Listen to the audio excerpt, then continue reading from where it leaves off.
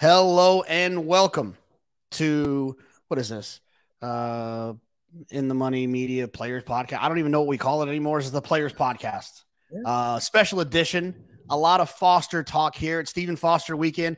A little bit of a different location, I would say. It's usually at Churchill Downs, and it's going to be at Ellis this year. But it's still $1 million. It's still a grade one. And a grade one partner in crime, as always, my man, Nikki the Boss. Jonathan, how are you? Good to join you again. Yeah, a little different being at the Pea Patch versus under the Twin Spires for the Foster. It's all right, though, right? I mean, like I said, it's still horses going in a circle that you could wager on. It's still $1 million. It's still a grade one. And there's still a nice supporting cast of races surrounding it as well. We'll talk through the pick four here, starting in race 8, the Fleur de Lis, the grade 2 Fleur de Lis. Boss, did you see anyone in here outside of Pauline's Pearl or Amore? Yeah, I mean, it's going to be tough to beat those two, right? I mean, Pauline's Pearl is probably going to have to elevate her game a little bit off of what was admittedly a disappointing effort in the La Troyana. That was a second straight poor race for her. So Amore has run much better than her now in 2 straight starts. They meet each other for a 3rd straight time. As much as I want to pull for Pauline's Pearl, being a 2-time Houston Ladies Classic winner, I think she's going to have to run a lot better to beat Amore.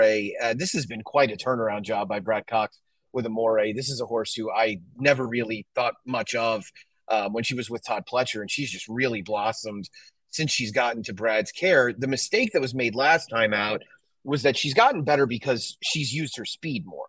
And, you know, you and I have had this conversation. We talk about this a lot. In general, horses get better when they have speed, when you allow them to use it. And she was really wrangled way back last time by Florent. I don't think that was – I can't imagine that was the plan. And it certainly didn't play out well. I expect her to be far more engaged. Admittedly, over a racetrack, it's been very kind to forwardly placed horses.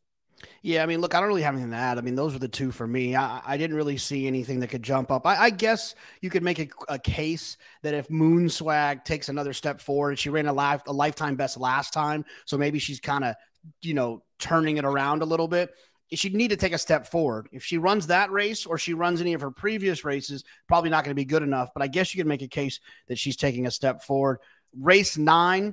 The Wise Dan. The Wise Dan is one of those horses that I think gets not forgotten, but he's not in the conversation as much as I think he probably deserved for being a great horse. I think that's fair. Running on turf, I think, probably makes it a little tougher for you to be remembered as an all-time great, but he was an all-time really damn good, no doubt about it. I mean, I think he was a great horse for his generation. And he's a horse who won this race that was known as the Firecracker. I think he won it 3 years in a row or something. He did run for a long time, which was something that was admirable, especially because we just don't get that a lot anymore. I had Florent Giroux on JK+1 recently, and funny enough, he told me that one of his favorite horses in training is Set Piece, which I found to be funny because if I rode Set Piece, he would annoy the hell out of me because he wins when you don't think he's going to. He doesn't win when you think he is. It's a tough situation to follow, but he loves the horse. He doesn't win a lot, period, which is the other thing that sort of gets on your nerves. I mean, I know he's a horse who has 12 lifetime wins, but you look at his last 10 races, only 3 of them have come in those, during that stretch in time. So it's been a bit of a challenge for him, all things considered. So I think he'll be tough to beat here. He looks like a relatively short price and one that I wowould envision will take an awful lot of beating. Yeah, I mean, I thought it was a little bit of an aggressive spot, 4-5. I thought that was a little bit, I don't think he's a 4-5 shot like the morning line has him. I do think he's a likely winner. Get Smoking is always a horse I think that's interesting because of the early speed that Get Smoking has. But he's just a little bit light on figures, so I'm not overly concerned about him being a huge problem. But the thing with Set Piece is, he's got to always work out a trip. He's a horse that comes from out of it, and we talk about, he could be a tricky horse. He's been better with the blinkers, but now they're back off again. I remember when they made that change with set piece with the blinkers. Now they got him off again. So I think he is a horse that a lot of people are going to lean on in multi-race wagers. And I think if you can get creative in here, I think that you can have a chance to make some money. A horse like Camp Hope, I suppose, is a little bit interesting. Just not really sure about that last race. I wanted to see more horses run out of that race to have a better feel for how good it is. There's only been one to run back. They ran third. I think the 3 and the 4 are alternatives, but I agree with you. I mean, he's hard to trust, but I do think the 8 set piece is going to be hard to beat. Yeah, my Camp Hope worry is he looks like a decidedly better horse with Lasix. It's kind of been a problem for him at various times throughout his career. The only other one I would mention as a potential alternative is it looks like the one Harlan Estate might finally be realizing the upside that he looked like he had earlier in his career. And he didn't run poorly last time out in the Arlington. So he's one I think you could maybe put in the bottom rung of your exotics. On to the third leg, race 10. It is the Stephen Foster, the race that this race card was built around. I watch a lot of UFC and they always say that. They say, Israel Adesanya, the man that this fight card was built around. I didn't even know I was going to do that, but I did it, Nick. I think all of these horses kind of look the same except for 2 of them. The 5 Smile Happy and the 6 West Willpower look like the cream of this crop. They're not that much better than all the rest of them, but I think they are clearly better. But the rest of them look the same. Stiletto Boy and Proxy look the same. Speed Bias, Rattle and Roll look the same. Last Samurai, Rattle and Roll look the same. Do you see it the same way?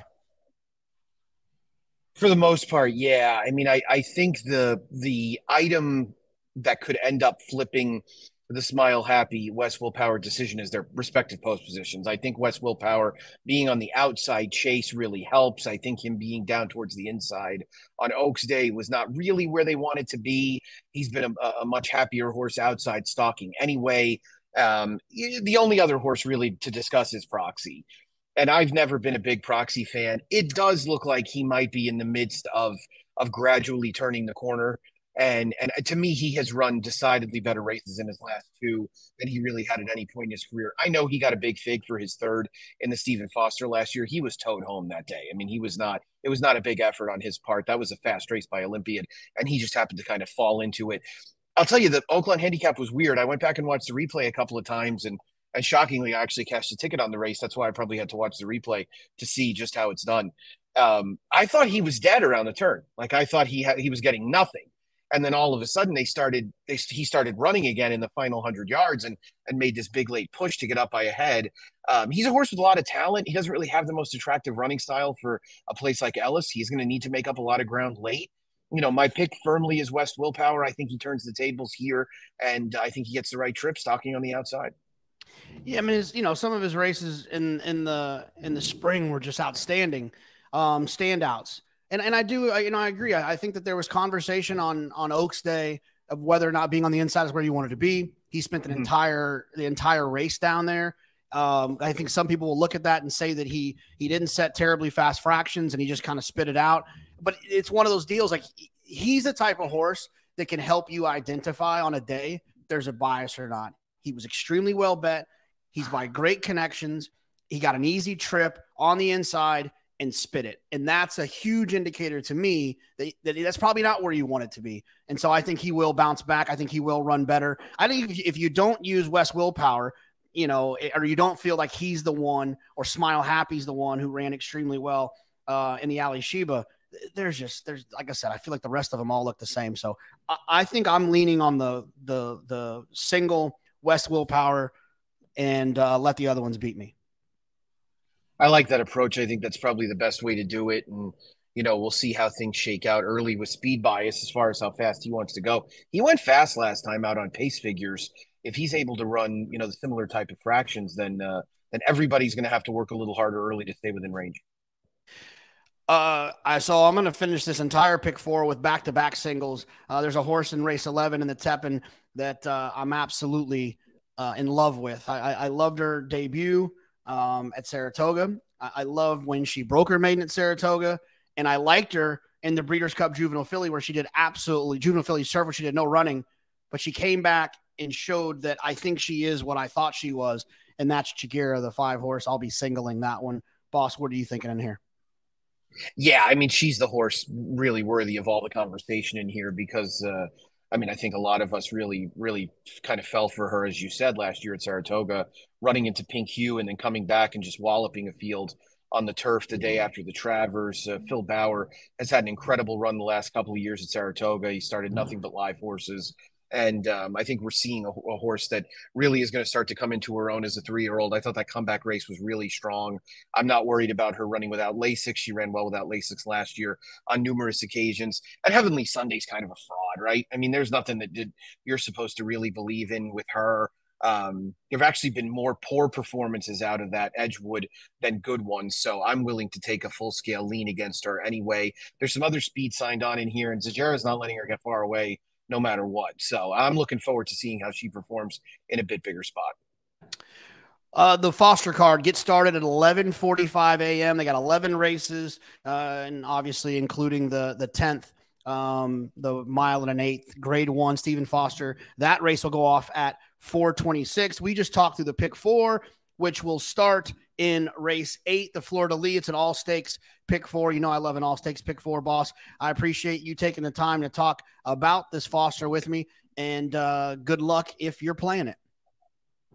Thank you, my friend. I noticed that you rattled off all the times in Central Time. I know your heart's still in the Central Time zone. Oh, is it? What is it? Is it Central? It's 11:45 Central. Yeah, well, Ellis is in the Central Time zone. Is So it really? it is, yeah. That's I tried to explain to Raylu last week when he was complaining about the post time that it was actually 12:45 Eastern time. So he didn't fall for the I will bait. say this, and I know you agree with me, and I dare anyone to challenge me on this because I'm 100% certain that we're right. The best time zone in the world for sports and racing is Central. It's just better. 100%. It's the most well-rested time zone, right? 10 o'clock news, 7 o'clock prime time, noon football kickoffs on Sundays. I don't know how anybody does anything different. 11 a.m. big Saturday kickoff for college football. It's the best by far. Pacific's too early. Eastern's too late. I completely agree, Nick. It's the smartest thing we probably said on this entire podcast. If you have any No arguments doubt about about that, it. you can comment, you can tweet at us. But I'm very passionate about this one. Yeah, we're not wrong on this one. No way. You're not convincing me. No chance. Good luck in the Foster. Thank you, my friend. PTF here at the Crag and More Distillery in Scotland to tell you about our latest sponsor, Toba, the Thoroughbred Owners and Breeders Association. Their mission is to improve the economics, integrity, and pleasure of the sport on behalf of thoroughbred owners and breeders. Projects managed by Toba include the American Graded Stakes Committee, the Claiming Crown, ownership seminars, breeding, confirmation, and pedigree clinics, as well as the Sales Integrity Program.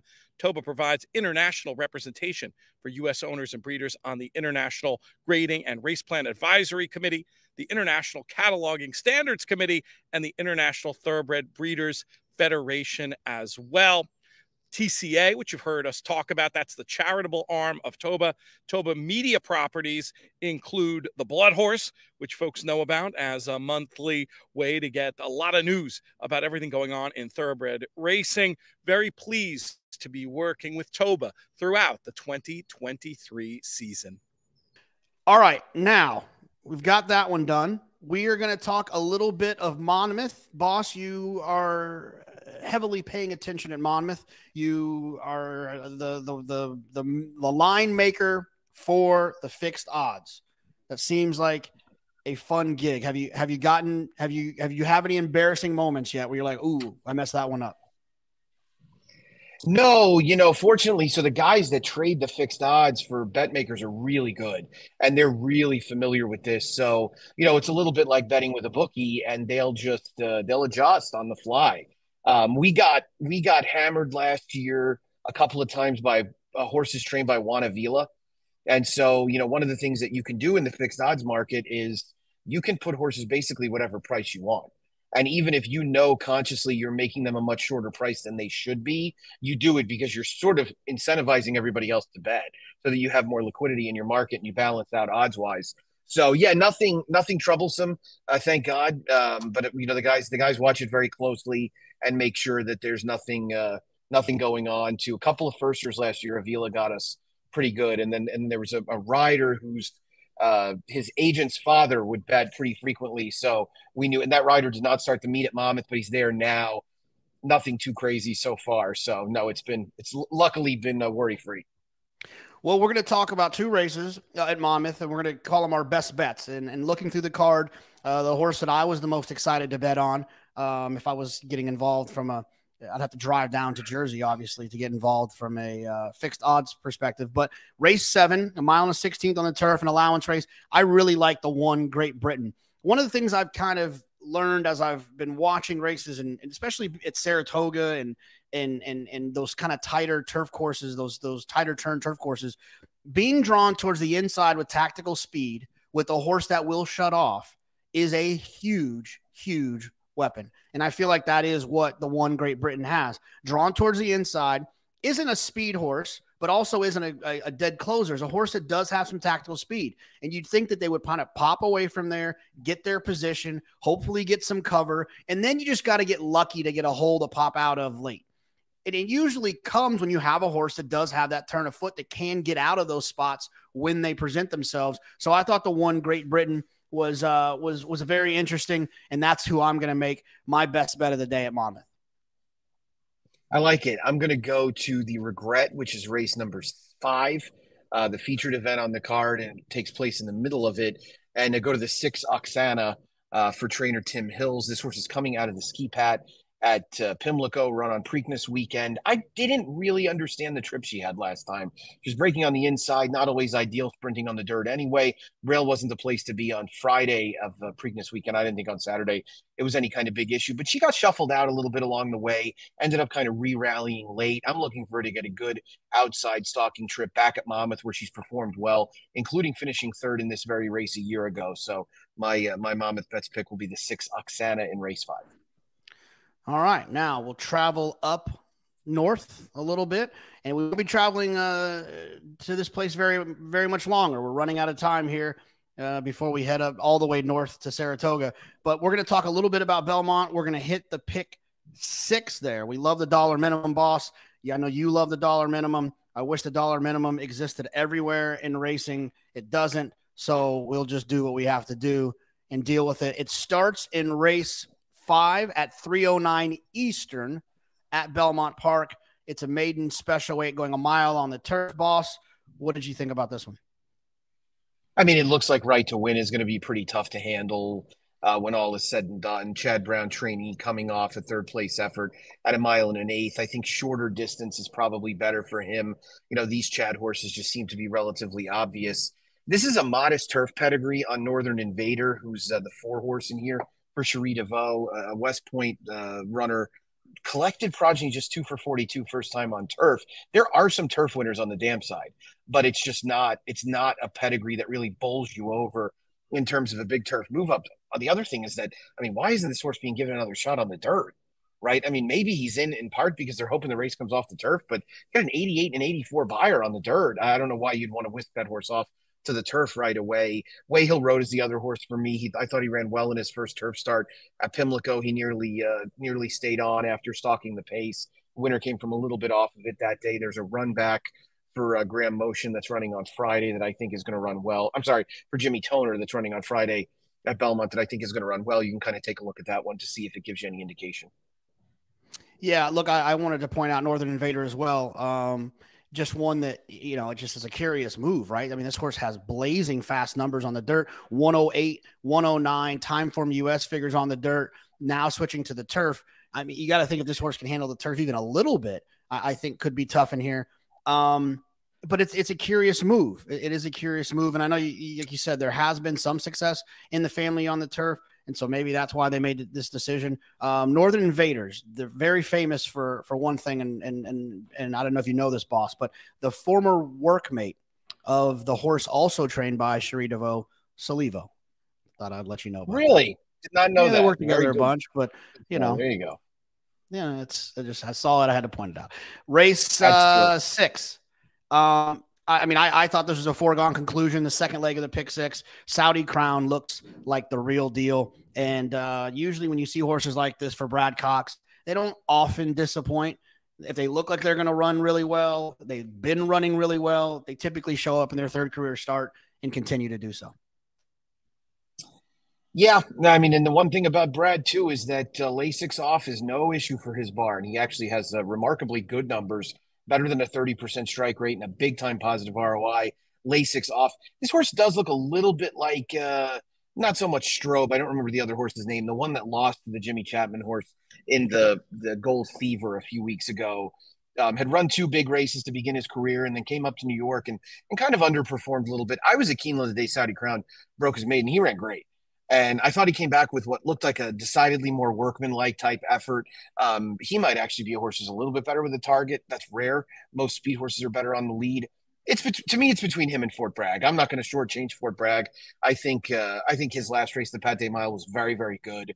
I think he'll get a good trip on the outside. I wonder if he might be better, from 7/8 to a mile. And that's obviously what Bob Baffert has decided. He did leave him in New York after he was scratched from the Woody Stevens in order to run here. So yeah, just those two for me. Anybody else would be a big surprise. Race 7, we got an allowance race, boss, and Timeform US says that horses on or near the lead are going to have advantageous trips. What did you think in race 7? I'll tell you what, it's a tough race. I mean, if you like horses that are going to be forwardly placed, you're probably going to gravitate towards Daddy Knows to an extent. Verratti is a horse that's been really hard to figure out for Todd Pletcher. It looks like he may have just gone bad of late as well, beginning his career so sharply back in 2021. And he came back and, little did we realize when he ran into Conager at Keeneland, that Conager was going to end up being a pretty good horse. He was like 70-1 when he beat him that day. He's a horse that on his best day could contend. Brewpub has had new life since Rudy Rodriguez claimed him, winning a race against New York Breds and then coming back and running a very good second behind Awesome Native when he was a little bit against it from a pace perspective. He figures to be a horse at a mile that can be somewhat within range of the lead. I didn't really have a strong lean here. This is a race where I'm going to use quite a few horses. I'm not gonna monkey around with it too much because I will also tell you that South Street is a dangerous horse. This is a Linda Rice claim that you'll see generally move up. And she claimed this horse off of Bill Mott to me because she probably feels like he is a distance type. And she's been doing really well with these kind of horses, Tonal Impact, Movie Moxie. These are horses that have won in recent days, and Tonal Impact's going to a graded stake next week that were distance types that she took off the claim with an idea that she was going to have success with them going long.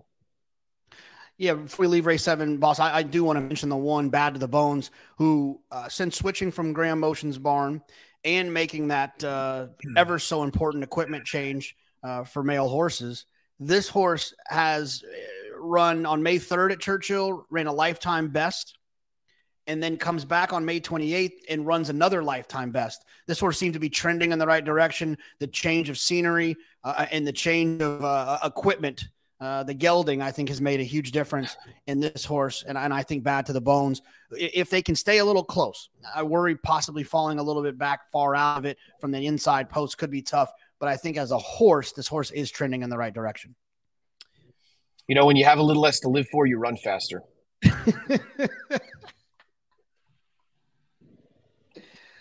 Race 8. We're on the grass. Boss man, what are we doing here?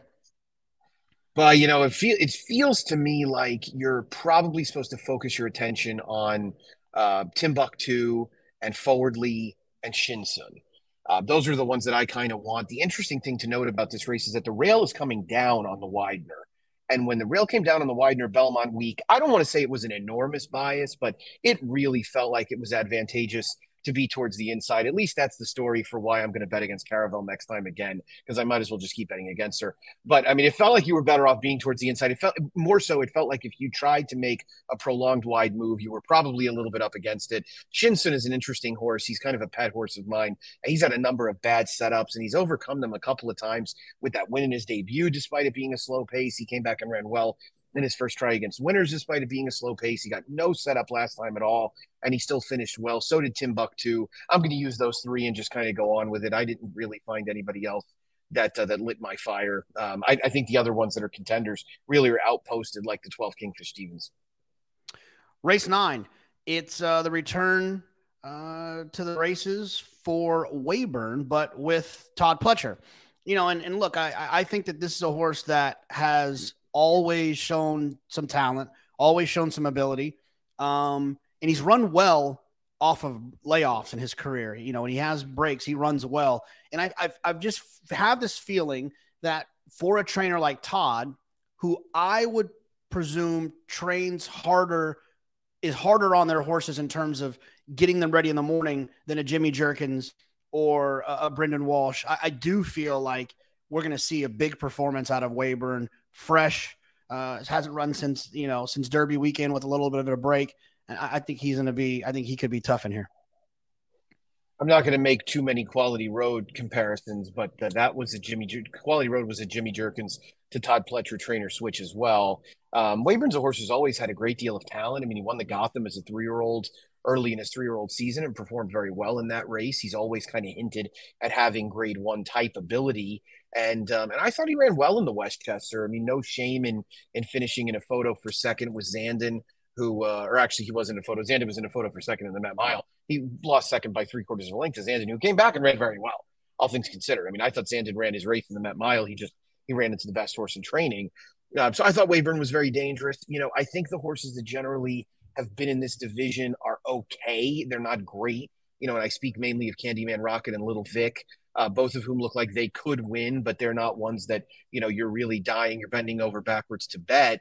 I think they're probably the other horses that you would want to use in here, especially Little Vic to me, who's got a little bit more early speed. And even though the connections kind of said, they were obviously underwhelmed with his effort in the Carter because he bled. If you're a Time Farm US user, it was one of his best races to date because the pace in that race was extremely strong.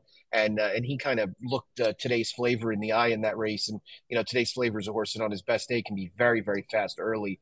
So I'll give a slight nod to Little Vic, but I'll have a Weyburn in there as well and a little bit of Candyman Rocket.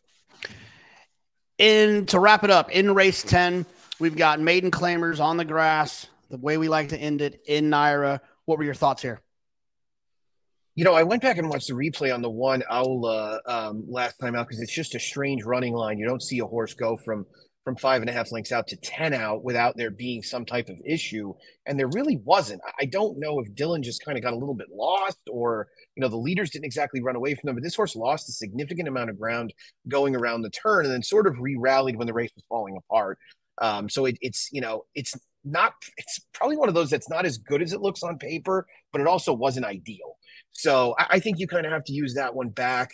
The horses that are coming out of the common race, that a number of them are in here, is that May 19th event that I just mentioned, where Awesome Force went to the lead and set a pretty quick pace before getting run down late. With all due respect to Joey Martinez, this horse is getting a pretty big jockey change to Ruben Silvera, who's going to put him on the lead and probably try and wire them from there.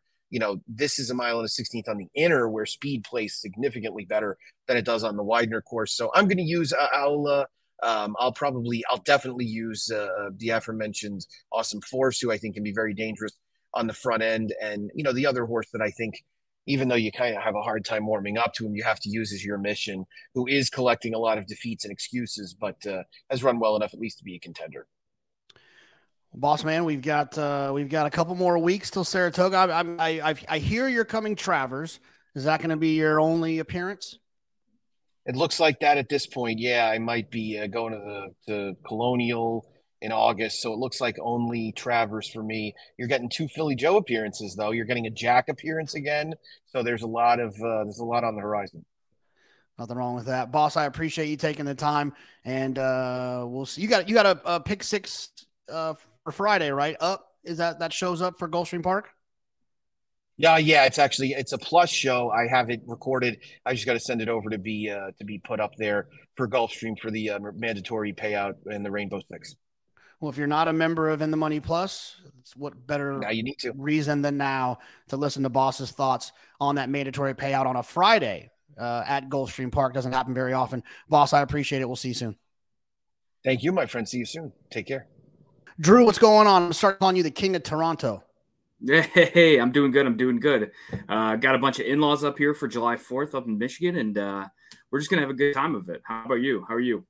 I'm doing well. I just looking at these races, it reminded me that 5 years ago to the day, I was at Woodbine for this day on my birthday, and something special happened that day. We'll talk about the Highlander here. It's a grade 2 now. It used to be a grade 1.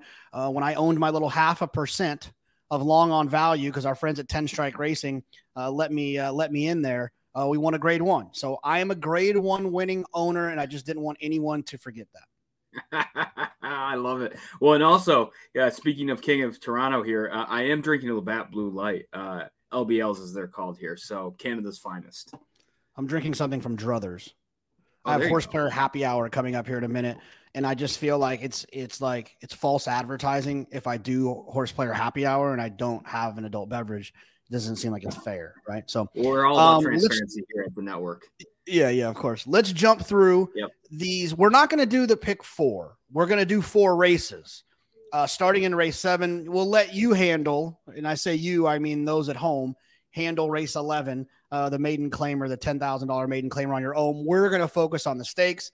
Race 7, a familiar name that most will know if you pay attention at all.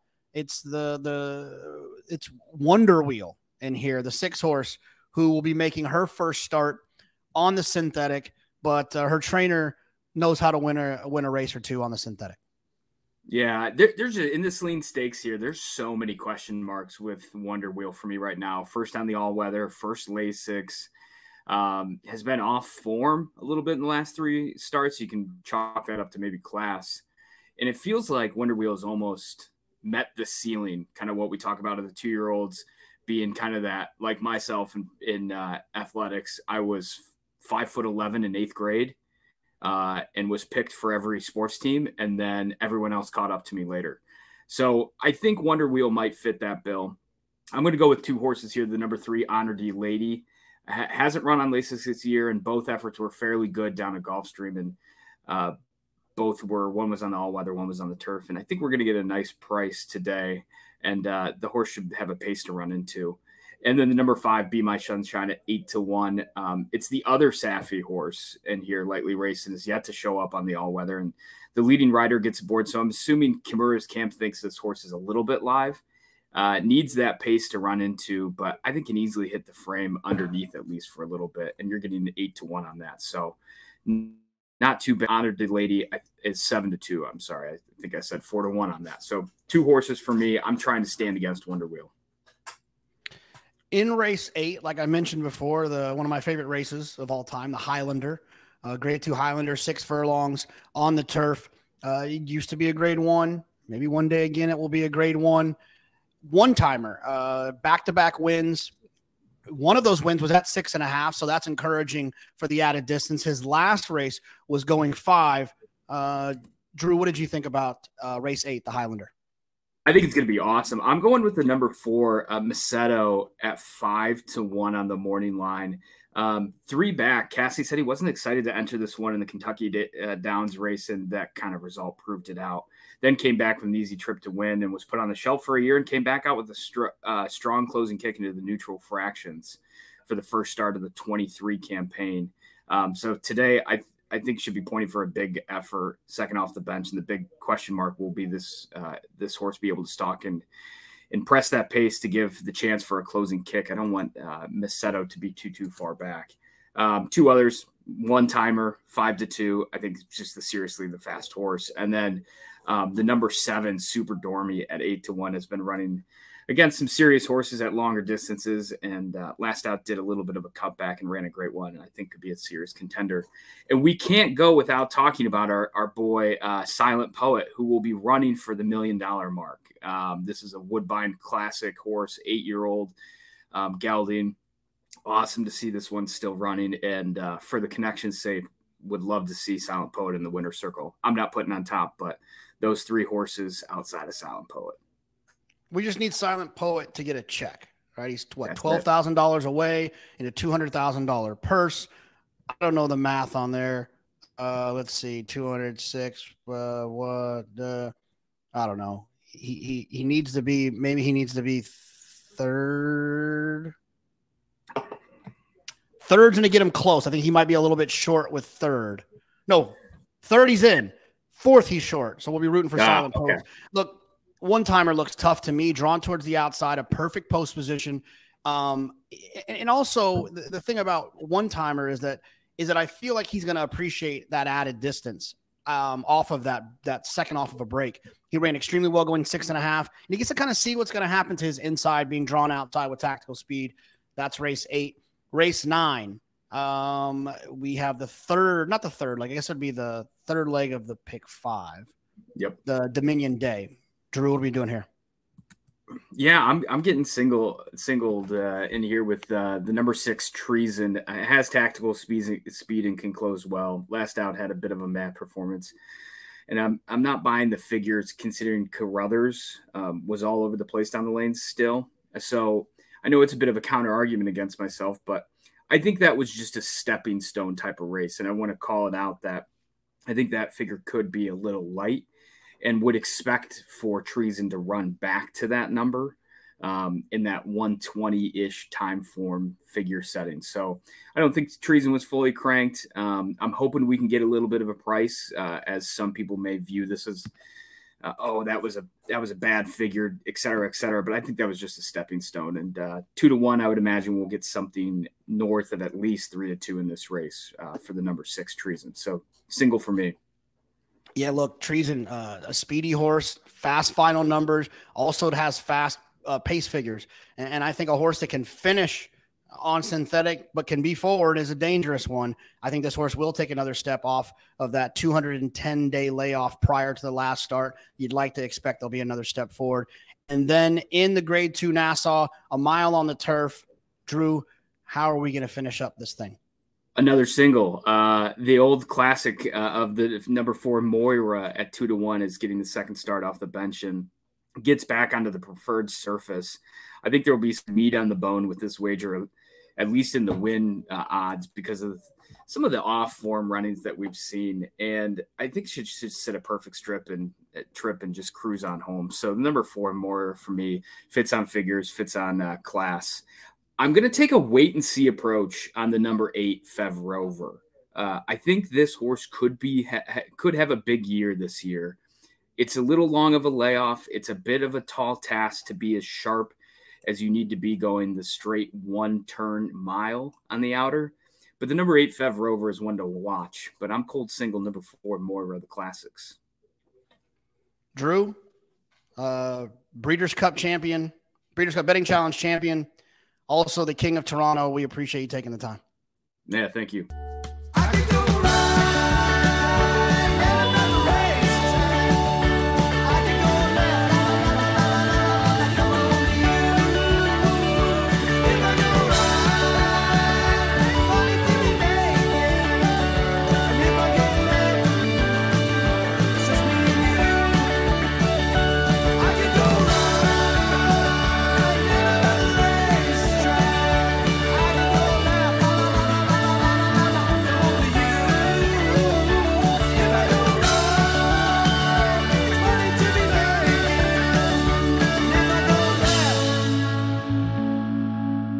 Just me.